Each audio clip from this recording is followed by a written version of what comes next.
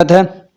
तो इस वीडियो में हम लोग कुछ इंपॉर्टेंट क्वेश्चन देखेंगे सोशल फार्मेसी के। ये वो क्वेश्चन है जो हमारी पिछली वीडियोस में कवर नहीं हो पाए थे और मुझे लगा कि ये इंपॉर्टेंट हैं। अगर आपने जो हमारी पिछली वीडियोस यानी 10 इंपॉर्टेंट क्वेश्चन की जो वीडियो है वो आपने अगर नहीं देखी है तो उसको देख लीजिए, उसके बाद इसको देखिए, तब आपको ये अच्छे से समझ में आएगा। तो चलिए शुरू करते हैं। हमारा पहला क्वेश्चन है, discuss in detail about national health policies. ये कह रहे हैं जो नेशनल हेल्थ पॉलिसी है उसके बारे में डिस्कस से बताइए। ये नेशनल हेल्थ पॉलिसीज़ क्या हैं? तो जो अपने इंडिया की एक कमेटी है, ministry of health and family welfare, ठीक है, एक समझ लीजिए कमेटी, जानते ही होंगे बहुत सारे लोगों की एक ग्रुप है।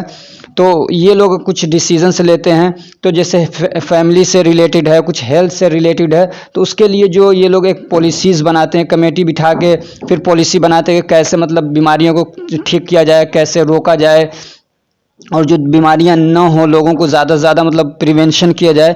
तो ये सारी चीज़ों के लिए लोग पॉलिसीज़ बनाते हैं, उसी को क्या कहा गया, नेशनल हेल्थ पॉलिसी। और ये जो पॉलिसीज़ होती हैं ये पूरे इंडिया के लिए होती हैं, इसलिए कहा कि नेशनल लेवल पे उनको अप्लाई किया जाता है, तो उसको बोलते हैं नेशनल हेल्थ पॉलिसीज़। ठीक है, अब इसी के बारे में डिटेल से लिखना है। तो ये 4 अब तक हुई हैं।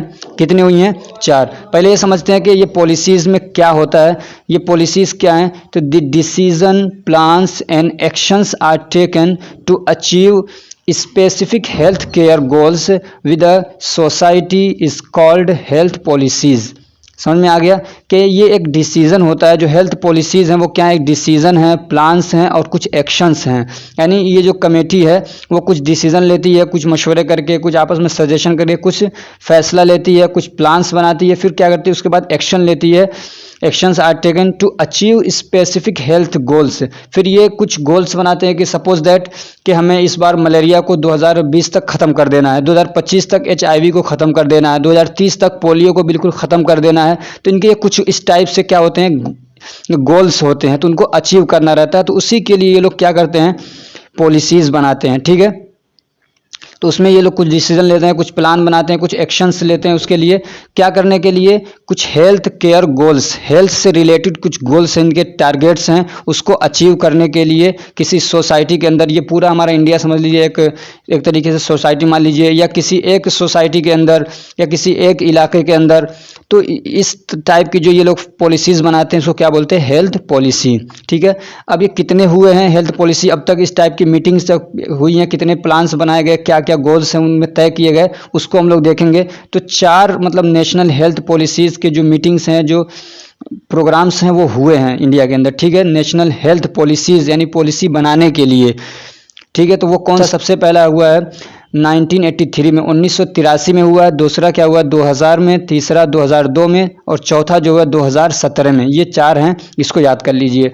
अब नेशनल हेल्थ पॉलिसी 1983 वाला है, इसमें कुछ बातें हम लोग देख लेते हैं, चारों के बारे में थोड़ा थोड़ा देख लेते हैं। एक बात मैं बता दूं कि ये चारों में कुछ चीज़ें मिलती जुलती होंगी और कुछ डिफरेंस होंगी, लेकिन अगर आपको ये चारों याद नहीं हो पा रही हैं तो जो भी याद आ रहा है जिसका भी, वो किसी वाले भी पॉइंट में डाल देंगे तो किसी हद तक आपका क्वेश्चन ठीक हो जाएगा। इसलिए कि ये जो भी हैं, ये पॉलिसी जो भी बने हैं, जो नेशनल हेल्थ पॉलिसीज़ है, वो बीमारियों को ठीक करने के लिए जो हेल्थ केयर इंस्टीट्यूशन है या हेल्थ केयर जो हॉस्पिटल्स हैं, सर्विसेज जो देने वाली जगहें हैं, प्लेसेस हैं, उन्हीं को अच्छा करने के लिए है। तो आप जो भी डाल देंगे किसी न किसी हद तक वो क्या हो जाएगा, एक तरीके से आपका आंसर ठीक हो जाएगा। लेकिन पहले ये करिए कि जो मतलब असल को आंसर है उसको याद करिए, उसको लिखने की कोशिश करिए। अगर नहीं आ रहा इन केस तो आप इसको क्या करिए, वहाँ पे कोई सा भी जो भी याद आ रहा है जिनमें से भी, चाहे वो 1983 वाला हो, चाहे 2000 वाला हो, चाहे 2002 का हो, 2017 का, जो सा भी आपको आंसर याद आ रहा है उसमें डाल दीजिए। अगर पूछा है 2083 के बारे में, आपको 2000 वाला याद आ रहा है तो इसमें डाल दीजिए। ठीक है, तो चलिए शुरू करते हैं। तो कह रहे हैं कि the ministry of health and family welfare made health policy in 1983। ठीक है, क्या जो ministry of health and family welfare है उसने क्या किया, हेल्थ पॉलिसी बनाया 1983 के अंदर। इन 1983 in India goats it's first national health policy.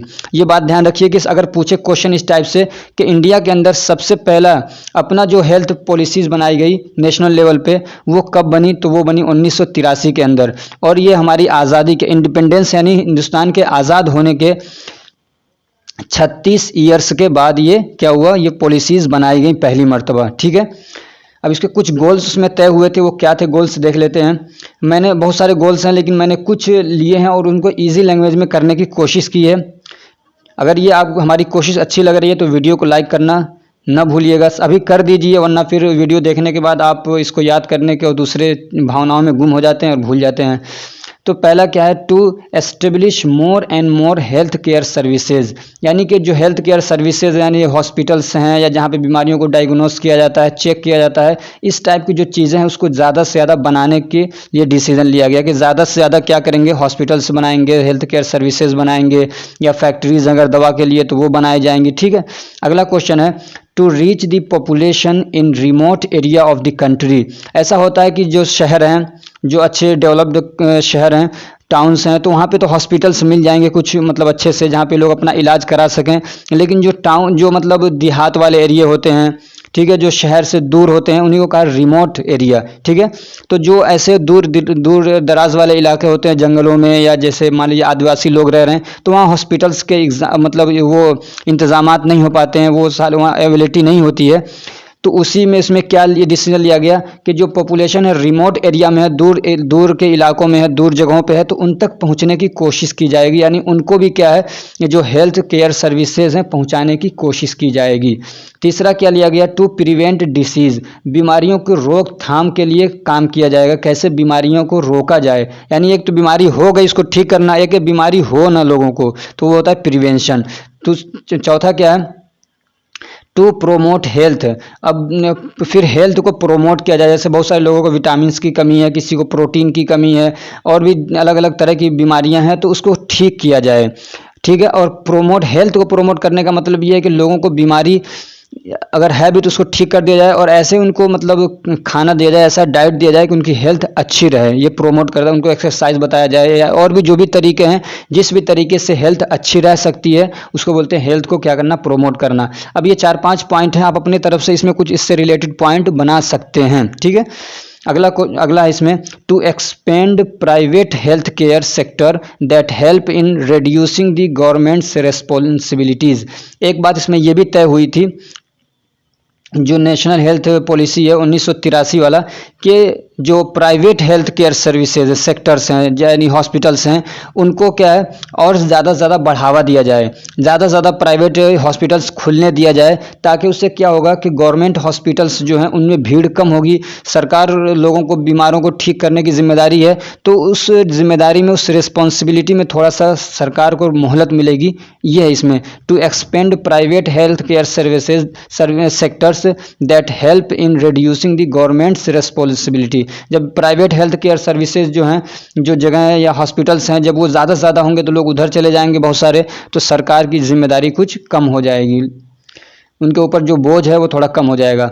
अब देखते हैं नेशनल हेल्थ पॉलिसी 2000, यानी 2000 जो है, सन 2000 में जो नेशनल हेल्थ पॉलिसी बनी है, यानी इनकी मीटिंग होती है 2000 में, फिर कुछ गोल्स तय करते हैं। तो उसमें क्या हुआ था, to achieve a stable population by 2045। ये कह रहे हैं कि उसमें ये बात तय हुई कि अब हमारी कंट्री को एक ऐसा पॉपुलेशन चाहिए जो स्टेबल हो, और ये गोल कब तक अचीव करना है, 2045 तक, यानी 2045 तक ऐसा पॉपुलेशन यहाँ पे हो कि जो स्टेबल हो। स्टेबल किस टाइप से, कि वो बीमार ना हो, स्टेबल ये हो कि उसके पास पैसे हों, स्टेबल इस हिसाब से कि उनकी फैमिली मतलब बहुत लंबी ना हो, कि वो सबको देख ही नहीं पा रहे हैं, संभाल नहीं पा रहे हैं, कि पेरेंट्स के मतलब पता चल रहा है 10 बच्चे हैं, 12 बच्चे हैं। तो इस टाइप से कहा कि ऐसे मतलब लोग हों, ऐसे पॉपुलेशन यहाँ पे जो स्टेबल हो अपनी सारी चीज़ों को करने के लिए, इसमें आत्मनिर्भर भी कह सकते हैं, कि वो बहुत ज़्यादा परेशान ना हो। ठीक है, स्टेबल हो हर तरीके से, उसकी फाइनेंशियल कंडीशन अच्छी हो, हेल्थ कंडीशन अच्छी हो, उसको बोलेंगे स्टेबल है वो। अगला है कि सोशल डेवलपमेंट हो, यानी जो हमारा समाज है उसमें डेवलपमेंट आए, यानी लोग पढ़ें ज़्यादा से ज़्यादा, बहुत सारी बीमारियों के बारे में वो जानें कि कैसे उनको रोका जा सकता है, कैसे पैसा कमाएं। जब पैसे उनके, जब बीमारियों से बचे रहेंगे तो उनका पैसा भी बचेगा, अच्छा खाना खा पाएंगे, अच्छी पढ़ाई कर पाएंगे। ठीक है, तो ये तय हुआ कि हमारा जो समाज है उसको डेवलपमेंट उसमें लाना है, उसको डेवलप करना है। अगला था इन्वायरमेंटल प्रोटेक्शन, यानी हमारा जो इन्वायरमेंट है उसको प्रोटेक्शन देना है। जैसे कि मान लीजिए एयर पोल्यूशन की वजह से वो ख़राब हो रहा है, वाटर पोल्यूशन की वजह से ख़राब हो रहा है, नॉइज़ पोल्यूशन की वजह से वो ख़राब हो रहा है, तो इन्वायरमेंट जो हमारा है उसको प्रोटेक्शन देना है, यानी उनको उसको पोल्यूट नहीं होने होने देना, उसको गंदा नहीं होने देंगे, ये उसमें तय हुआ था। अगला क्या हुआ था, to complete basic needs of contraceptions, ये कह रहे जो कॉन्ट्रासेप्शन की बेसिक नीड्स है उसको कंप्लीट करना है। कॉन्ट्रासेप्शन क्या है कि जो प्रेगनेंसी को रोकने वाली चीज़ें होती हैं उसको कॉन्ट्रासेप्शन बोलते हैं, ठीक है। तो ऐसी चीज़ों की अवेलेबिलिटी, यानी जैसे कि मान लीजिए जो गर्भ को रोकने वाली जो दवाएं हैं, जैसे पिल्स आती हैं या जो और इस टाइप की डिवाइसेस होती हैं, तो उन सब चीज़ों को क्या किया, ज़्यादा से ज़्यादा अवेलेबल किया जाए। बहुत सारे हॉस्पिटल में तो क्या फ्री में भी बांटे जा रहे थे, तो ऐसी चीज़ों को ज़्यादा से ज़्यादा अवेलेबल किया जाए ताकि लोग उसको यूज़ करें, और पॉपुलेशन को कम करने की कोशिश की गई इस तरीके से भी कि कॉन्ट्रासेप्शन के लिए जो चीज़ें हैं, जो ज़रूरत की चीज़ें हैं, तो उनको ज़्यादा से ज़्यादा क्या किया जाए, अवेलेबल किया जाए, ठीक है। अगला क्या था, to make health care infrastructures, health care के लिए ज़्यादा से ज़्यादा बिल्डिंग्स बनाई जाएँ।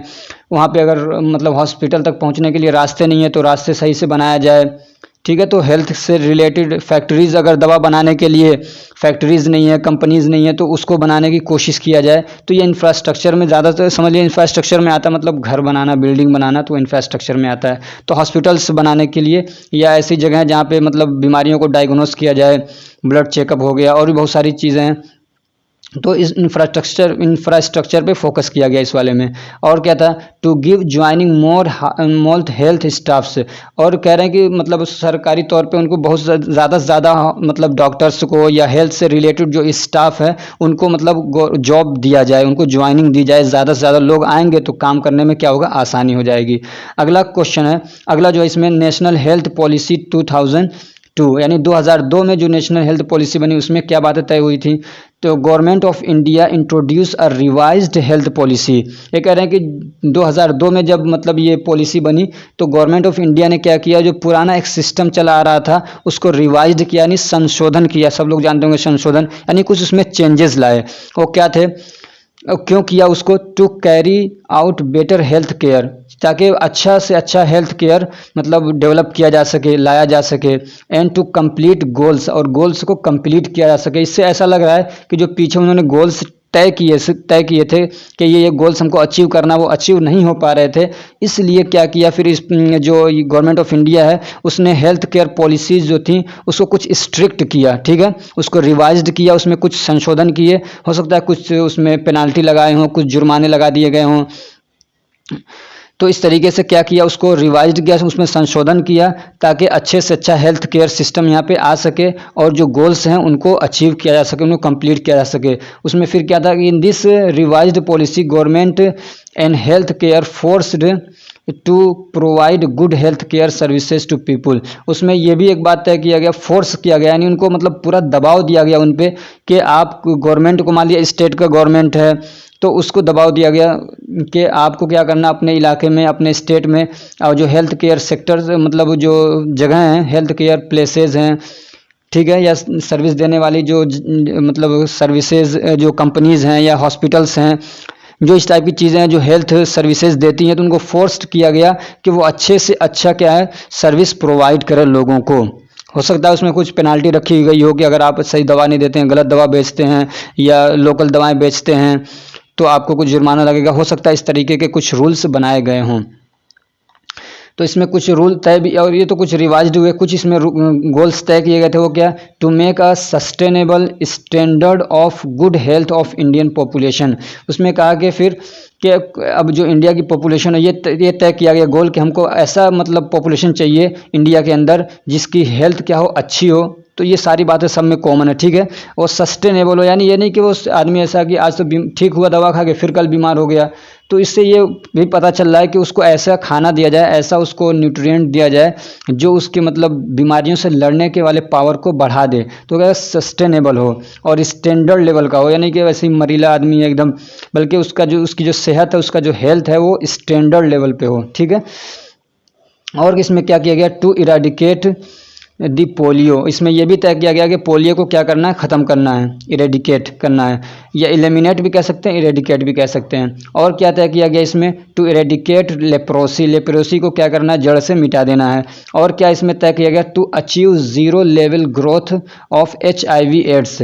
और यह तय किया गया कि जो HIV बढ़ रहा है तो उसके ग्रोथ को ज़ीरो लेवल पे लेके आना है। यानी बिल्कुल उसको ख़त्म कर देना है कि अब नए केसेस ना आए इसके।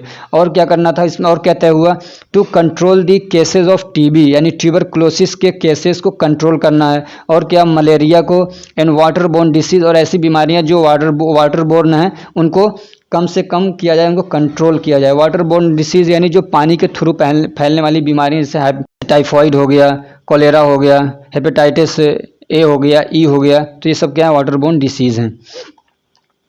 फिर अब आता है नेशनल हेल्थ पॉलिसी, इसमें ये वो ज़्यादा हो गया, पॉलिसी 2017 यानी 2017 के अंदर जो है नेशनल हेल्थ पॉलिसी बनी, उसमें क्या तय किया गया था, तो the main aim of this policy is to focus on sickness to wellness. इसमें जो मेन फोकस था इस वाली पॉलिसी में वो क्या था कि जो सिकनेस है यानी जो बीमार लोग हैं उनको ज़्यादा से ज़्यादा उन पर फोकस किया जाए ताकि वो ठीक हो जाएं। बीमारों को ठीक करने पे ज़्यादा फोकस किया गया था इस वाली उसमें। तो उसके लिए क्या किया गया था कि स्वच्छ भारत अभियान लाया गया कि सफाई की जाए। आपने देखा होगा कैसे हर तरफ इसके बैनर्स लगाए गए, लोगों को बताया गया, तो क्या है वो स्वच्छ भारत अभियान लाया गया। दूसरा क्या था, balance diet, balance healthy diet and regular exercise. इसमें एक आ गया कि लोगों में ज़्यादा से ज़्यादा इस बात को मतलब बताया जाए, फैलाया जाए कि वो अच्छा से अच्छा खाना लें और क्या करें, रेगुलर एक्सरसाइज करें। तीसरा इसमें क्या तय हुआ था कि यात्री सुरक्षा यानी जो लोग सफ़र कर रहे हैं, जो लोग ट्रेवल कर रहे हैं, यात्रा कर रहे हैं, उनको सुरक्षा मिले, उनको यानी एक्सीडेंट ना हो, preventing death due to rail and road traffic accident यानी एक्सीडेंट ना हो, तो इस टाइप की चीज़ें उसमें क्या हुआ, तय किया गया। तो और क्या, reducing indoor and outdoor air pollution यानी जो घर के अंदर है, घर से बाहर क्या एयर पोल्यूशन ना होने पाए, इस पर ज़्यादा फोकस किया गया। To make a sustainable standard of good health of Indian population, और ये भी तय किया गया ऊपर जो आ चुका है 2002 वाले में कि एक ऐसा पॉपुलेशन हो इंडिया का कि जिसकी जो सेहत है, जो हेल्थ है वो अच्छा हो, और अच्छा ही ना बल्कि वो टिकाऊ भी हो, सस्टेनेबल हो यानी टिकाऊ हो और स्टैंडर्ड लेवल की हो, बहुत अच्छी हो। चौथा क्या है, to reduce fertility rate to 2.1 to control the population, और ये भी कहा, इसमें मतलब ये भी तय किया गया कि जो इंडिया के लोगों की जो फर्टिलिटी है यानी जो बच्चों को पैदा करने की जो एक कैपेसिटी है उसको कम किया जाए। यानी ये है कि ऐसी चीज़ें उनको खिलाया जाए, कैसे क्या किया जाए, उनको समझाया जाए कि बच्चे कम से कम लोग पैदा करें, ठीक है। टू रेड्यूस फर्टिलिटी रेट यानी इसको मान लीजिए अगर 4% है तो उसको 2% पे लाया जाए, यानी हर आदमी के पास बहुत ज़्यादा बच्चे ना हो, 2 हो 3 हो, बस इतने तक बच्चे रहें, तो इस पे भी इसमें फोकस किया गया। अब क्वेश्चन नंबर 2 हमारा, write the importance of breast feeding and ill effect of bottle feeding. ये कह रहे हैं कि जो ब्रेस्ट फीडिंग है यानी बच्चा अपनी माँ का जो दूध पीता है उसके क्या इंपॉर्टेंस है, उसकी क्या अहमियत है, उसके मतलब फ़ायदे बताइए उसके क्या हैं, अगर वो ना पिए तो क्या हो सकता है, ठीक है। ये कह रहे हैं कि इसके फ़ायदे बताइए, इसके इंपॉर्टेंस बताइए, और जो बोतल वाला आजकल देख रहे होंगे हर तरफ बोतल का दूध चल रहा है, बच्चों को बोतल्स के दूध पिलाए जा रहे हैं, उसको सब्सटीट्यूटेड बोलते हैं। कभी क्वेश्चन सब्सटीट्यूट से पूछ लेता है कि write the ill effect of substituted feeding, ठीक है। तो अब हमको इसका आंसर क्या है कि मतलब राइट द इम्पोर्टेंस, तो पहले हम लोग इम्पोर्टेंस देख लेते हैं ब्रेस्ट फीडिंग के। तो क्या है इसका, it contains the nutrients required by in infant. ये कह रहे हैं जो छोटा बच्चा है उसको जिन न्यूट्रिएंट्स की रिक्वायरमेंट होती है वो सब कुछ उसको माँ के दूध के अंदर मिल जाता है, ठीक है। ब्रेस्ट फीडिंग में उसको क्या है, सारी चीज़ें वो मिल जाती हैं। जैसे कि मान लीजिए उसको प्रोटीन की ज़रूरत है, प्रोटीन मिल जाती है, उसको अगर फैट की ज़रूरत है तो फैट मिल जाता है, कार्बोहाइड्रेट की ज़रूरत है, जो भी जिसकी ज़रूरत की चीज़ें वो सब उसको मिल जाता है, जैसे कि like fat, vitamin, sufficient water, ठीक है। और क्या इसका फ़ायदा है, इट इज़ डाइजेस्ट इजीली, और ये जो दूध होता है ये आसानी से क्या होता है, डाइजेस्ट हो जाता है, हजम हो जाता है। अब इसी से आप जैसे ये इसके फ़ायदे हैं, अगर आप इसके पूछे कि मतलब बोतल वाले फीड के क्या नुकसान है, तो ये सारे उसमें इसी को उल्टा कर दीजिए कि वो जल्दी से आसानी से डाइजेस्ट नहीं होता है। There are no microbes to cause disease. अगर ये वाला जो दूध होता है जो मतलब माँ के ब्रेस्ट से मिलता है उसको, तो उसमें माइक्रोब्स नहीं होते हैं जो उसको बीमारी करें, यानी बीमारी करने वाले उसमें माइक्रोब्स नहीं होते हैं, यानी वायरस, बैक्टीरिया, फंगी जो भी हैं वो उसमें नहीं होते हैं। अब दूसरा वाला जो उसमें आप ये कह सकते हैं कि उसमें अंदर माइक्रोब्स हो सकते हैं जो उसको बीमारी कॉज कर सकते हैं। और क्या फ़ायदा है, it contains antibodies against infections. ये वाला जो दूध है ब्रीस्ट वाला, इसके अंदर एंटीबॉडीज़ होते हैं जो बीमारियों से, इन्फेक्शन से लड़ने का काम करते हैं। अगला क्या है, it maintains the right body temperature of infant. और ये जो बच्चे का जो बॉडी टेम्परेचर है उसको मेंटेन करने का भी ये वाला दूध क्या करता है, काम करता है। अगला क्या है, it reduce the risk of heart attack. ये हार्ट अटैक के रिस्क को भी रोक देता है। और भी बहुत सारे फ़ायदे, लेकिन मैंने इतना लिया, आप अपनी तरफ से और बना सकते हैं, ठीक है। अब ill effect of bottle feeding, जो मतलब बॉटल वाला दूध है या सब्सटीट्यूटेड जो दूध है, जो फीडिंग है, उसके क्या नुकसान है। तो लेक ऑफ एंटीबॉडीज़, उसमें एंटीबॉडीज़ नहीं होते हैं। जब एंटीबॉडीज़ नहीं जाएंगे उसकी बॉडी में तो बीमार जल्दी पड़ जाएगा आदमी, ठीक है। और दूसरा क्या है, डिफ़िकल्ट टू डाइजेस्ट। ये जो मतलब बोतल वाला फीड है वो डाइजेस्ट होने में बच्चे को बड़ी दिक्कत होती है, डिफ़िकल्ट होता है, परेशानी होती है, जल्दी से मतलब वो डाइजेस्ट नहीं होता है। टूथ डीके यानी दांत उसके सड़ जाने का डर रहता है। Risk of lung infection, lung में क्या है, इन्फेक्शन होने का खतरा रहता है, ठीक है। Risk of SIDS, sudden infant death syndrome होने का खतरा रहता है, यानी ऐसा होता है कि बच्चे अचानक से मर जाते हैं, तो ये भी बॉटल फीडिंग का एक खतरा है। और क्या है, कॉजेज लोअर IQ स्कोर। और क्या हो सकता है इससे कि जो बच्चे का IQ लेवल है वो क्या हो जाता है, लो हो जाता है। अब IQ क्या होता है, ये वर्ड बहुत आपने सुना होगा, IQ लेवल उसका कम हो गया, IQ स्कोर उसका बहुत अच्छा है, इसका एक एग्ज़ाम भी होता है। तो आप इसका फुल फॉर्म बताइए कमेंट करके कि IQ का फुल फॉर्म क्या है, ठीक है। और क्या नुकसान हो सकता है, risk of heart diseases and diabetes later in life. ये कह रहे हैं कि अगर ये बोतल वाला दूध पी रहा है तो इसकी लाइफ में आगे चल के इसको हार्ट अटैक होने का खतरा रहता है और डायबिटीज़ होने का भी खतरा रहता है अगर बोतल वाला दूध पीता है। तो आप ये कोशिश करिए कि आपके बच्चे कम से कम बोतल वाला दूध पिएं, अपनी मम्मी का दूध ज़्यादा से ज़्यादा उनको पिलाने की कोशिश करिए, ठीक है। अगला क्वेश्चन है, right the effect of air pollution on human health. ये कह रहे हैं ह्यूमन हेल्थ पे एयर पोल्यूशन का क्या इफेक्ट पड़ता है उसको बताइए। हम लोग अब जल्दी जल्दी करेंगे, थोड़ा काफ़ी लंबी हो रही है वीडियो। तो इससे क्या होता है, रेस्पायरेटरी प्रॉब्लम्स हो सकते हैं। क्या है, मतलब जो सांस लेने वाला हमारा सिस्टम है, पूरा रेस्पायरेटरी सिस्टम वो डिस्टर्ब हो सकता है। जब एयर पोल्यूशन होगा, एयर उसमें गंदा आएगा, हमारे जो मतलब लंग्स के सेल हैं, जो एल्वोली है, उसको सही से मतलब जो ऑक्सीजन मिल नहीं पाएगा तो वो भी डिस्टर्ब होगा। तो वहाँ सेल जब डिस्टर्ब होगा तो सही से वो ऑक्सीजन नहीं एब्जॉर्ब कर पाएगा, वो आगे नहीं भेज पाएगा, तो सांस लेने में उसको दिक्कत होगी। तो उसको हम कह सकते हैं अस्थमा भी हो सकता है, ठीक है। तो यहाँ पे डायरेक्ट लिख लीजिए कि रेस्पायरेटरी प्रॉब्लम्स हो सकता है, कार्डियोवास्कुलर प्रॉब्लम हो सकता है। यहाँ पे भी सेल हैं, इनको भी जब ऑक्सीजन नहीं मिलेगा तो इनको भी दिक्कत आएगी। तीसरा क्या, नर्वस सिस्टम जो प्रॉब्लम्स है, जब हमारे नर्वस सेल हैं उनको भी जब ऑक्सीजन नहीं मिलेगा तो वो भी डिस्टर्ब हो जाएंगे। यूरिनरी प्रॉब्लम यानी जो किडनी के जो हमारे नेफ्रॉन है उनको जब सही से ऑक्सीजन नहीं मिलेगा तो उनको भी क्या हो जाएगी, दिक्कत हो जाएगी, ठीक है। जब ये एक सिस्टम खराब होगा तो समझिए सारे सिस्टम क्या होंगे, खराब होने लग जाएंगे। तो ये कुछ हैं, आप इसको लंबा करके लिख सकते हैं, ठीक है। अगला क्वेश्चन है, question number 4, what do you mean by occupational illness. Occupational illness क्या होता है, आप उससे क्या समझते हैं, explain with examples in brief. ये कह रहे हैं कि ब्रीफ में यानी बहुत लंबा नहीं लिखना, छोटा सा आप एग्जाम्पल के साथ इस पर एक छोटा सा नोट लिखिए, इसको डिस्कस करिए। तो ऑक्यूपेशनल डिसीज़ क्या होते हैं, occupational disease are those disease which cause due to work और job in a place which have disease risk factors. ये कह रहे हैं कि ऑक्यूपेशनल डिसीज़ वो डिसीज़ होते हैं, वो बीमारियां होती हैं जो ऐसी जगहों पे काम करने से, वर्क और जॉब यानी ऐसी जगहों पे जॉब या काम करने की वजह से होते हैं जहाँ पे रिस्क फैक्टर्स होते हैं। रिस्क फैक्टर यानी बीमारी करने की चीज़ें, ठीक है। जैसे मान लीजिए वहाँ पर एयर पोल्यूशन है या नॉइज़ पोल्यूशन है या केमिकल्स हैं, वहाँ पे पॉइजनस केमिकल्स हैं, तो ये रिस्क फैक्टर हो सकते हैं। अब इसका एग्जांपल्स क्या है, जैसे जॉब इन सीमेंट फैक्ट्री, के सीमेंट फैक्ट्री में अगर कोई काम कर रहा है तो उसको बहुत ज़्यादा इस बात के चांसेस है कि उसके लंग्स खराब हो जाएं, लंग्स में जाके क्या जो गर्दा होता है, धूल डस्ट है, वो जाके उसके लंग्स में बैठ जाए तो उसको लंग्स डिसीज हो सकते हैं और अस्थमा होने का खतरा है। इसी तरीके से job in high radiation area, यानी ऐसी जगहों पे जहाँ पे रेडिएशन बहुत हाई है, जैसे कि मान लीजिए कोई आदमी एक्सरे कर रहा है, अल्ट्रासाउंड कर रहा है, तो उस जगह पे जो आदमी है तो उसको खतरा है इस बात का कि कैंसर हो जाए रेडिएशन की वजह से। इसलिए देखते होंगे आप बहुत पहन के वो रखते हैं वो लोग अच्छी मोटा सा कपड़ा। ऐसे ही जॉब इन केमिकल इंडस्ट्री, अगर कोई केमिकल इंडस्ट्री के अंदर मतलब काम कर रहा है तो उसको गैस पॉइजनिंग होने का खतरा है। ऐसे he works in noisy area, noisy area में अगर कोई काम करता है जहाँ बहुत ज़्यादा शोर रहता है, जैसे कि मान लीजिए कुछ लोग हैं जो गाने बजाने का काम करते हैं, डीजे देखते कितनी आवाज़ उसमें होती है, तो डीजे की आवाज़ से डीफनेस होने का यानी उनके बहरा होने का खतरा रहता है। तो ये कुछ हैं और आप इस तरीके से अपने हिसाब से बना सकते हैं। ठीक है। क्वेश्चन नंबर 5 है, describe misuse and abuse of drugs. ये कह रहा है कि ड्रग एब्यूज क्या होता है और मिसयूज का क्या मतलब होता है, उसको मतलब डिस्क्राइब करिए, उसको बताइए।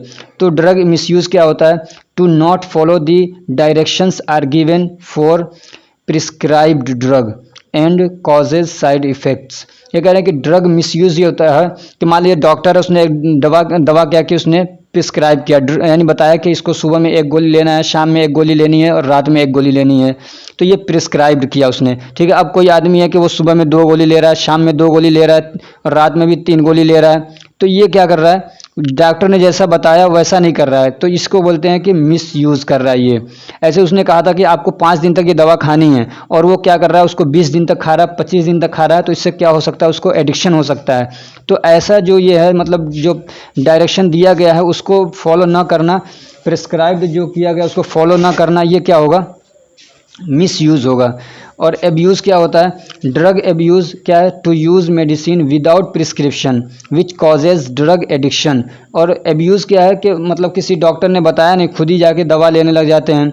मान लीजिए सर में दर्द हो रहा है तो अब एक गोली खानी थी, पता चला रोज़ाना उसको क्या सर में दर्द हो रहा है, वही ला के खा रहा है, डायज़ेपाम खा रहा है बार बार, तो उसको एडिक्शन होने का खतरा है। तो बहुत सारे लोग देखते होंगे आप ड्रग्स लेते हैं तो वो ऐसा ही होता है कि बिना प्रिस्क्राइब के वो अपनी मर्ज़ी से दवाएं लेने लग जाते हैं, तो उसको बोलते हैं क्या, ड्रग एब्यूज़। क्वेश्चन नंबर 6 है, right the impacts of drug abuse and misuse. अभी क्या कोई ड्रग मिसयूज़ कर रहा है या एब्यूज़ कर रहा है तो उसका क्या इम्पैक्ट पड़ता है, यानी उसके आदमी पे खुद पे और मतलब जो समाज है उस पर क्या उसका असर पड़ता है। तो क्या हो सकता है, एक तो लो इन स्टडी, लो यहाँ पे डाल दीजिए interest, low interest in study, यानी स्टडी में यानी पढ़ाई में उसका दिल नहीं लगेगा। दूसरा क्या हो जाएगा, डिस्टर्ब फिजिकल हेल्थ, उसका जो फिजिकल हेल्थ है वो डिस्टर्ब हो जाएगा, यानी उसमें उसके जो लीवर है वो भी ख़राब होने का खतरा रहता है। और क्या होगा, डिस्टर्ब मेंटल हेल्थ, उसका दिमाग सही से काम नहीं करेगा, मेंटल हेल्थ उसका क्या वो डिस्टर्ब हो जाएगा। और क्या हो सकता है, बैड इम्पैक्ट ऑफ चिल्ड्रेन, अगर उसके बच्चे हैं तो उन पर बहुत बुरा असर पड़ता है। मान लीजिए बहुत सारे आपने गांव में देखा होगा कि अल्कोहल कुछ ज़्यादा ही पी के आते हैं और फिर अब बच्चों को, अपनी बीवी को, सबको मार रहे हैं, पीट रहे हैं, तो इस तरीके से क्या होता है, बच्चों पर बुरा इम्पैक्ट पड़ता है। वो भी कुछ दिनों के बाद क्या सीख लेंगे वही, तो वो पढ़ नहीं पाएंगे, तो बच्चों पे क्या होता है, बुरा असर पड़ता है इसका। और क्या होता है, bad behaviour with peers and friends, जो उसके साथी लोग हैं या जो फ्रेंड्स हैं तो उन पे भी क्या होता है, बुरा असर पड़ता है। अगर किसी को ड्रग एब्यूज़ हो गया है या मिसयूज़ हो गया, अब वो दवा खा के नशे में है, अब उसका क्या होता है, चिड़चिड़ापन आ जाता है आदमी के अंदर, तो अब अपने दोस्तों के साथ वो सही से व्यवहार नहीं करेगा, अपने बराबरी के लोगों के साथ अच्छा व्यवहार नहीं करेगा, तो उनके साथ क्या हो जाएगा, बैड या मिसबिहेव करेगा उनके साथ में। ठीक है। और क्या हो सकता है, disturbance to family members, family member क्या होंगे, उसके डिस्टर्ब होंगे, यानी वो मान लीजिए किसी को ड्रग मिसयूज़ हो गया, अब उसको एडिक्शन हो गया, अब वो नशे की गोली खा रहा है और दिमाग उसका ख़राब है, चिड़चिड़ापन है, नशे में है, तो वो क्या होगा, फैमिली मेम्बर को भी परेशान करेगा। और क्या हो सकता है, फाइनेंशियल प्रॉब्लम, अब जिसको ये आदत पड़ जाती है, लत पड़ जाती है ड्रग लेने की बार बार, तो वो क्या करता है, बहुत सारे देखा होगा बसों में जाके इंजेक्शन ले लेते हैं वो लोग ड्रग्स के। तो अब ये भी होता है कि अभी तो मान लीजिए वो छोटे लेवल पे खा रहा है, छोटी दवाएं ले रहा है, कुछ दिनों के बाद और हाई लेवल पे वो करने लगता है, फिर वो क्रिमिनल करता है। तो यहाँ पे ये भी कर सकते हैं आपके ड्रग एब्यूज़ की वजह से क्रिमिनल क्या है, बढ़ रहे हैं हमारे कंट्री के अंदर, बल्कि पूरी दुनिया के अंदर। जो भी आप देखेंगे ज़्यादा से ज़्यादा मतलब ये केसेस होते हैं वो ड्रग लेने वाले लोग ही करते हैं। किसी मतलब लेडीज़ का रेप होता है तो वो ड्रग लेने वाले लोग ज़्यादा करते हैं। तो और भी अपनी तरफ से आप इस तरीके से बता सकते हैं, मैंने कुछ इशारे दे दिए कि इस तरीके से आप इसको बना सकते हैं। और क्या होगा, जो उसके नेबर्स हैं वो भी क्या होंगे, डिस्टर्ब हो जाएंगे, उसके यानी पड़ोसी लोग जो आसपास रह रहे हैं वो भी परेशान रहेंगे उससे, जब उसका चाल चलन ठीक नहीं रहेगा। क्वेश्चन नंबर 7 है, right the withdrawal symptoms of alcohol and nicotine. ये कह रहे हैं कि मान लीजिए कोई शराब पी रहा था, अब उसने छोड़ दिया, या वो निकोटीन यानी ड्रग्स वगैरह ले रहा था, मॉर्फिन, कोडीन, हीरोइन जो भी है वो ले रहा था, या कोई भी मान लीजिए डायज़ेपाम है, उसका एडिक्शन हो गया तो डायज़ेपाम खाएगा, हालांकि सर दर्द करने के लिए और घबराहट के लिए है, लेकिन जब एडिक्शन हो जाता है तो उसके बिना उसको चैन नहीं पड़ेगा, 2 गोली 4 गोली। ऐसे ही स्पाज्मो आता है, स्पाज्मोडियम जो मतलब एंटी स्पाज्मोडिक होता है, बहुत सारे लोगों को उसका एडिक्शन हो जाता है। बहुत सारे लोग ऐसे हैं जिनकी सेहत एकदम ख़राब हो गई, परेशान है, चिड़चिड़ापन उनके अंदर आ गया है।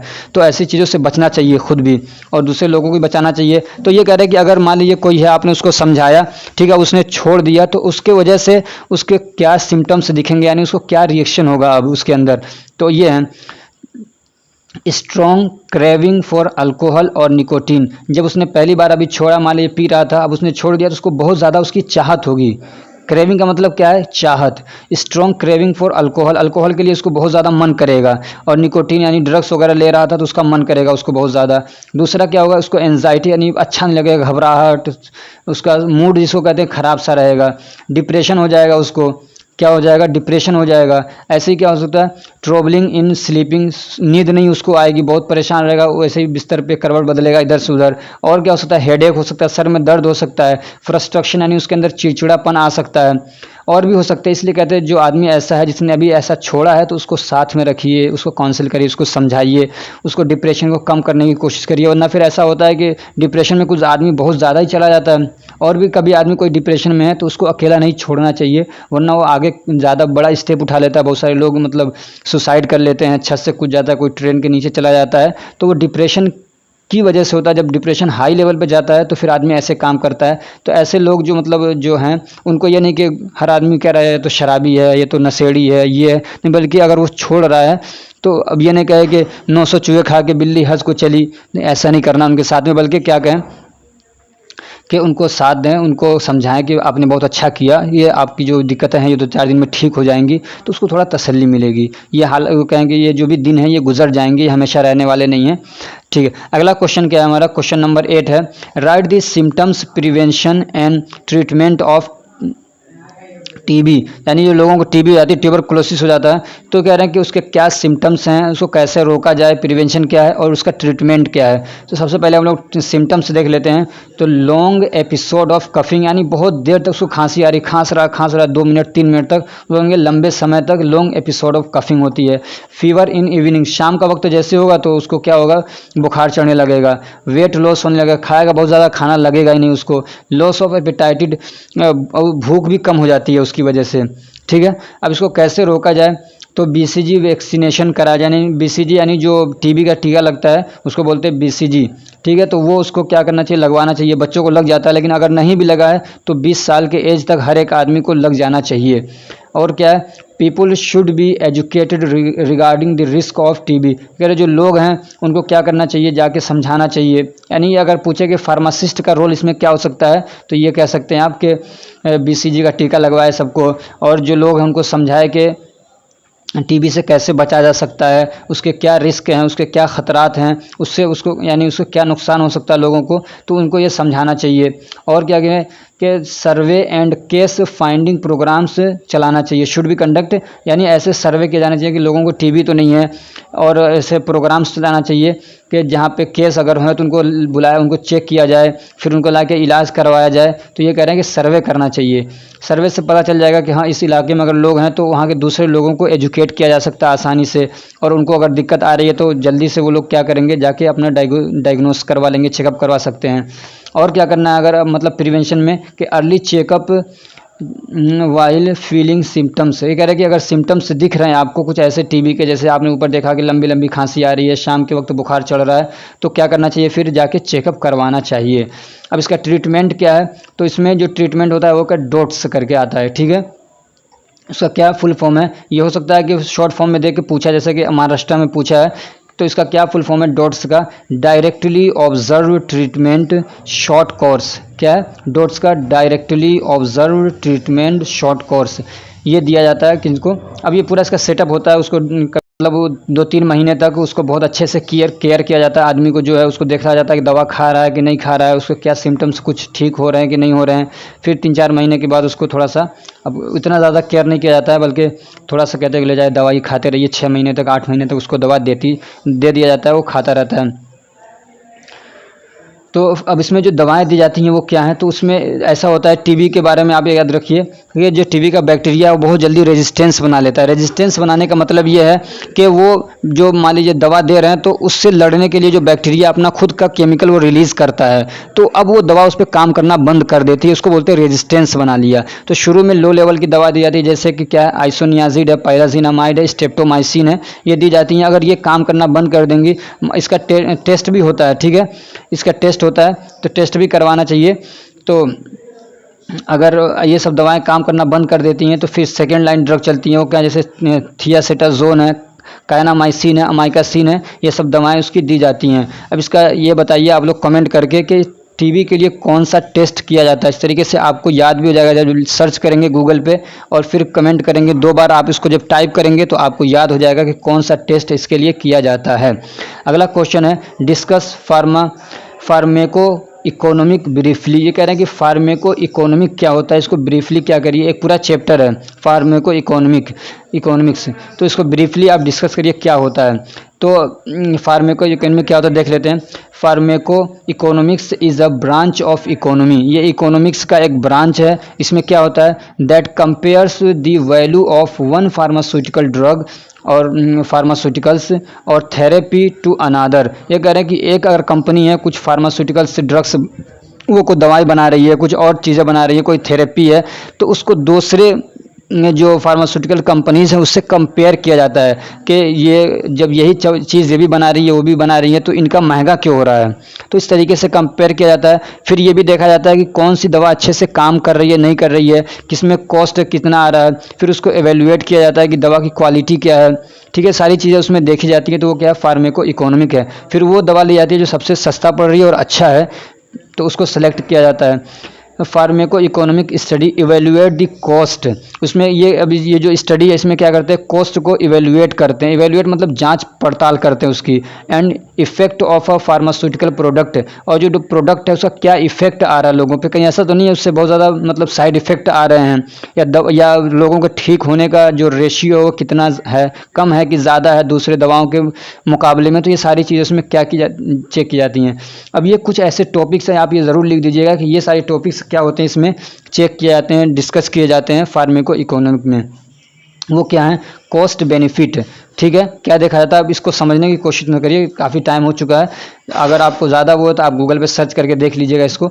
क्या है, कॉस्ट बेनिफिट देखा जाता है, कॉस्ट इफेक्टिवनेस देखा जाता है, कॉस्ट मिनिमाइजेशन देखा जाता है और कॉस्ट यूटिलिटी देखा जाता है। ठीक है, अगला क्वेश्चन है question number 11, discuss various national health programmes are ongoing in India. ये कह रहे हैं कि जो नेशनल हेल्थ प्रोग्राम्स इंडिया के अंदर होते हैं, यानी बीमारियों को ठीक करने के लिए बहुत सारे प्रोग्राम्स चलाए जाते हैं इंडिया में नेशनल लेवल पर। तो उनके बारे में तो ये हो सकता है कि किसी का बारे में दे दे कि इसके बारे में डिस्कस करिए, लेकिन हम सिर्फ यहाँ पे ये देखेंगे कि बहुत सारे चलाए जाते हैं, उसमें से 10 हमने लिए हैं। ठीक है, कम से कम अगर 10 भी याद रहते हैं तो आप अगर पूछे कि नेशनल हेल्थ प्रोग्राम्स जो चलाए जा रहे हैं उनमें से उनके बारे में लिखिए, 2 के बारे में, 4 के बारे में, तो आप यहाँ आराम से लिख सकते हैं। मुश्किल नहीं है, बहुत आसान है। पहला क्या है, revised national TB control programme. ठीक है, संशोधित, या आप रिवाइज याद कर लिए, नेशनल लेवल पे टीबी यानी ट्यूबरकुलोसिस कंट्रोल प्रोग्राम चलाया जाता है। उसमें पूरा डिटेल बताया जाता है कि टीबी क्यों होता है, कैसे होता है, उसको कैसे कंट्रोल किया जाए, क्या किया जाए, सारी चीज़ें उसमें होती हैं। ठीक है, दूसरा क्या, national anti malarial programme, malaria को ठीक करने के लिए, मलेरिया न फैले इसके लिए एक प्रोग्राम चलाया जाता है। और क्या, national filaria control programme, filaria को कंट्रोल करने के लिए प्रोग्राम चलाया जाता है। National leprosy eradication programme, leprosy को ख़त्म करने के लिए एक पूरा प्रोग्राम चलाया जाता है। National AIDS control programme, AIDS को कंट्रोल करने के लिए। एसटीडी कंट्रोल प्रोग्राम, एसटीडी यानी सेक्सुअल ट्रांसमिटेड डिसीज जो है उसको कंट्रोल करने के लिए। और क्या, expanded programme on immunisation, immunisation के लिए एक्सपेंडेड प्रोग्राम चलाया जाता है। ये वाला आप देख लीजिएगा अच्छे से थोड़ा। इसमें होता है ना कि बच्चों को 2 महीने में, 1 महीने में, 5 दिन में बच्चा पैदा हुआ तो कब उसको कौन सा वैक्सीन लगता है, वो इसमें आता है। ठीक है, तो इसका एक पूरा प्रोग्राम चलाया जाता है, लोगों को जागरूक किया जाता है। इसमें खास तौर से लेडीज़ को बताया जाता है कि कब बच्चे को जाके इंजेक्शन लगवाना है। और क्या है, national family welfare programme, family को कैसे मतलब मेंटेन किया जाए, कैसे रखा जाए, कैसे उनको सहूलियत दी जाए, कैसे मेंटेन किया जाए, सारी चीज़ें उसमें औरतों को, बच्चों मतलब लोगों को बताया जाता है। और क्या है, पल्स पोलियो प्रोग्राम, यानी पोलियो को इरेडिकेट करने के लिए, ख़त्म करने के लिए प्रोग्राम चलाया जाता है। अब तो इंडिया में बहुत कम केसेस हो गए हैं, मतलब इसका बहुत अच्छे से इसको किया गया है, पोलियो के केसेस नहीं मिलते हैं। 10वां क्या है, national cancer control programme, cancer को कंट्रोल करने के लिए प्रोग्राम चलाया जाता है। क्वेश्चन नंबर 11 है, what is health insurance, health insurance क्या होता है। तो health insurance is a type of insurance, health insurance एक ऐसा इंश्योरेंस का एक ऐसा टाइप है कि दैट कवर्स मेडिकल एक्सपेंसेस। इसमें क्या होता है, मेडिकल जो खर्चे होते हैं उसको ये पूरा करने का काम करता है। मान लीजिए मैंने इंश्योरेंस अगर करा रखा है, हेल्थ इंश्योरेंस, तो अब मुझे कोई बीमारी हुई तो उसका जो भी खर्चा आ रहा है वो कौन देगा, इंश्योरेंस जो कंपनी है वो देगी। ठीक है, that arise due to an illness. ये कह रहे हैं कि इलनेस की वजह से, बीमारी की वजह से जो मेडिकल खर्चे आते हैं उसको कवर करने को देने का जो काम करती है जो इंश्योरेंस कंपनी, उसको हम लोग उसको क्या बोलते हैं, हेल्थ इंश्योरेंस बोलते हैं इस टाइप के वाले को। अब ये जो खर्चे हैं वो कैसे हो सकते हैं, तो could be related to hospitalisation cost, यानी कोई आदमी हॉस्पिटल में रह रहा है, एडमिट है, तो उसका जो कॉस्ट है वो भी इसमें माना जा सकता है। कॉस्ट ऑफ मेडिसिन, और दवाओं का खर्चा भी इसमें जोड़ा जाएगा। और डॉक्टर से जो कंसल्टेशन हो रहा है, जो उनसे मशवरा लिया जा रहा है, उनसे पूछा जा रहा है, परामर्श लिया जा रहा है, तो उसकी जो फीस वगैरह है वो सारी चीज़ें इसमें क्या हो जाएंगी, मेंशन होंगी। अब इसके क्या प्रोसेस होते हैं, तो इसमें अब पूरा आप अपने हिसाब से देखिएगा, मैं थोड़ा बहुत बता दे रहा हूँ कि बहुत सारी ऐसे मतलब होती हैं, जैसे कोई अपनी गाड़ी का इंश्योरेंस करा लेता है, तो ये कि कुछ पैसे देने रहते हैं, उनको कुछ पैसा दे के इंश्योरेंस होता है। कुछ ऐसे होते हैं कि मतलब हर महीने आपको 100 रुपया या 200 400 तक 400 देना है, तो इस तरीके से कुछ इंश्योरेंस होते हैं। अभी मुझे इंश्योरेंस के बारे में इतनी डिटेल मालूम नहीं है, आपको मालूम होगा तो आप उसमें और इसमें ऐड कर दीजिएगा। तो ये 10 क्वेश्चन हो, 11 क्वेश्चन हो गए हैं। आपने अगर पुरानी वाली जो मेरी वीडियोज़ हैं जो असल हैं वो अगर नहीं देखी तो उनको जाके ज़रूर देख लीजिएगा। ये तो सिर्फ एक सप्लीमेंट है। अगर ये हमारी कोशिश आपको अच्छी लग रही है तो वीडियो को लाइक कर दीजिए, चैनल को सब्सक्राइब कर दीजिए, अपने फ्रेंड्स को भी शेयर करिए कि वो भी इससे फ़ायदा उठा सकें। अभी फार्माकोग्नोसी का पेपर हुआ, बहुत अच्छा गया लोगों का, बहुत सारे लोगों ने फ़ायदा उठाया, तो आप भी क्या करिए, अपने फ्रेंड्स को शेयर करिए, वो भी इससे फ़ायदा उठा सकें। Thank you so much for watching.